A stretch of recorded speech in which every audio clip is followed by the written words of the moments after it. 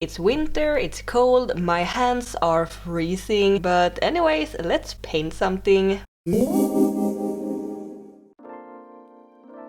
Hello everyone, so this will probably be my last video for this year, so I thought I might just do something silly and fun and stupid like painting wearing mittens. Honestly, my hands are actually freezing, the weather is terrible here. So I will be using these Viviva Colorsheets that I have tried and reviewed on this channel before. They are super cool. I will leave a link to that video so you can check it out for yourself. It is a really good review of these Viviva Colorsheets. I am gonna take a quick look at them again and swatch them because it was a while ago since I used them and there is a lot of new people here that haven't seen them, I suppose, so yeah, let's open these, and I might actually have to take the mittens off while I'm doing the swatches, but then I'm gonna try to make some kind of art using the Viviva Colorsheets and wearing these mittens. The Colorsheets comes in this really lovely packaging.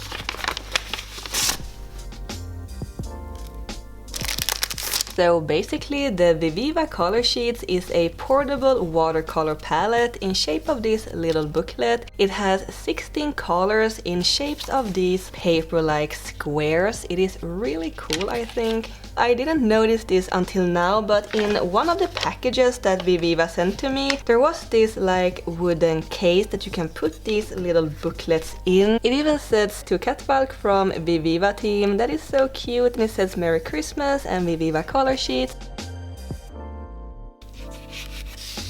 Oh, look at that, so nice!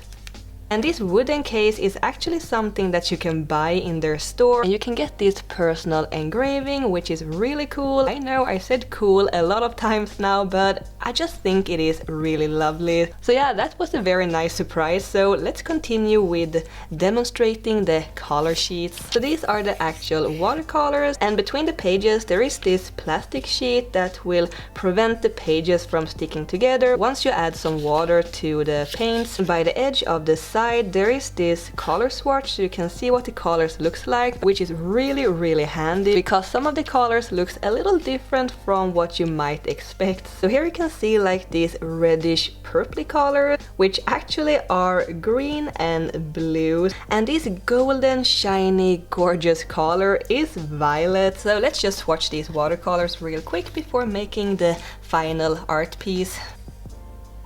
Oh, I had forgot how vibrant these colors are. These are gorgeous. You don't need a whole lot of water and paint to make these really saturated, which I love. Now we come to the green and blue that don't look green and blue at all. Oh, it is like this turquoise color. Oh, it's so beautiful. And now the shiny purpley color that should be blue. That's a really nice deep blue color. So there you have them, and they look so beautiful and pigmented. So yeah, I'm looking forward to paint something with these again, even if I will be using mittens, and it will be a challenge, but I hope it will be fun at the same time. And if you would be interested in getting the Viviva Colorsheets for yourself or as a gift for someone else that loves watercolors, check out the link below. It is an affiliate link, just so you know, but it is a good way to support me at the same time if you like to. Viviva and I are also having a little giveaway where 2 winners will get 1 gift set each and 3 winners will get 1 single set each. It will be over at my Instagram, so head over there to get more information how to enter. So now let's get on with the challenge, I suppose. This is what I made the last time I used these Viviva watercolors, so I thought I might do something similar with a cat in a planting pot, but maybe a little bit more Christmassy or winter themed. And already this is being a struggle because I can't pick up the pencil. I'm gonna see if I can figure out a good way to hold this pencil. As it is now, it is just slipping and sliding around in my hand.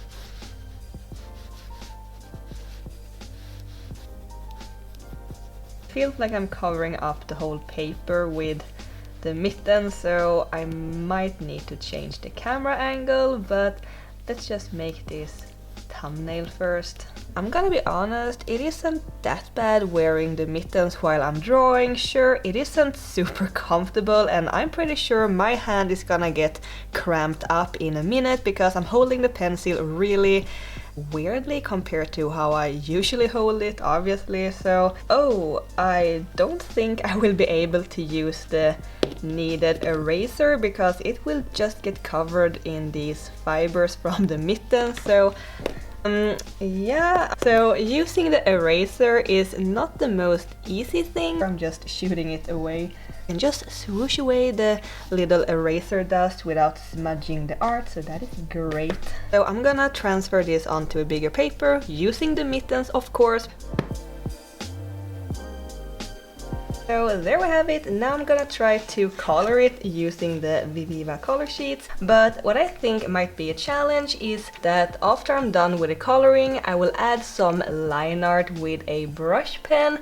I think making the finer details and making steady lines might be a little bit of a challenge with these big things on my hands. Ooh, something that I just remembered that I also have to do is taping down the paper. Okay, I'm gonna try to make a little roll that I can put in each corner of the paper so it will stick on to the table so it won't warp as badly. Oh my gosh, this is a nightmare. I'm gonna give this an honest try, but if this won't work, I will actually need to take the mittens off. And this time I will first put it onto the paper and then I'm gonna try to make a roll out of it. So far, so good. I want it a bit further up in the corner. Oh, come on. There we go. So, it is full of these hairs. That looks delicious. We have a little roll, so let's just stick it onto the paper. Yes. Look at that, so beautiful. Come on. Alright, so I'm just gonna take the mittens off and do some proper tape rolls here because this isn't working. I'm just gonna switch this one out. It looks so nasty. There we go, and now I'm ready to paint. Okay, I take it back. It is way more difficult to paint. You need to be much more steady on the hand. I feel like I can't really get a very good grip with these mittens, so I feel like it is a little bit unsteady, but yeah. Yeah, after doing the sketch with a pencil, I felt like, maybe this wasn't as big of a challenge as I first thought, but as soon as I went in with a paintbrush and watercolors, I changed my mind completely.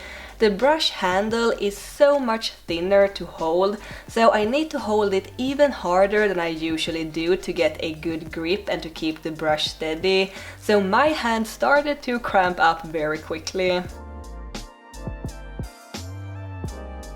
I use this separate little plastic mixing palette to mix the paints on, but I want to show you that there is actually a little mixing palette or mixing tray coming with the Viviva Colorsheets, and this is a new thing since I tried them out last time, and I find it very nifty when you're out on the go and you need something to mix the paints on, but since I am indoor at home painting, I didn't feel the need of using it. Also, I would probably just have dragged the mittens in it anyway. But I did actually had plans to go outside and do this challenge since the paints are portable and it would make more sense using the mittens when I'm outside. But as I showed you in the beginning, the weather has been really grey and dark and rainy and cold.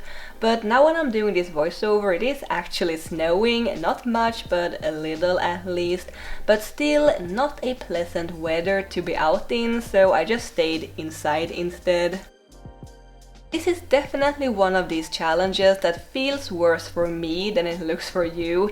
It may not look like I'm struggling at all, it honestly just looks like a normal painting, but I needed to really focus to keep the paintbrush steady. I almost held the paintbrush handle by the edges of my fingertips inside the mitten in a way that I normally don't hold it, and my hand didn't like that at all.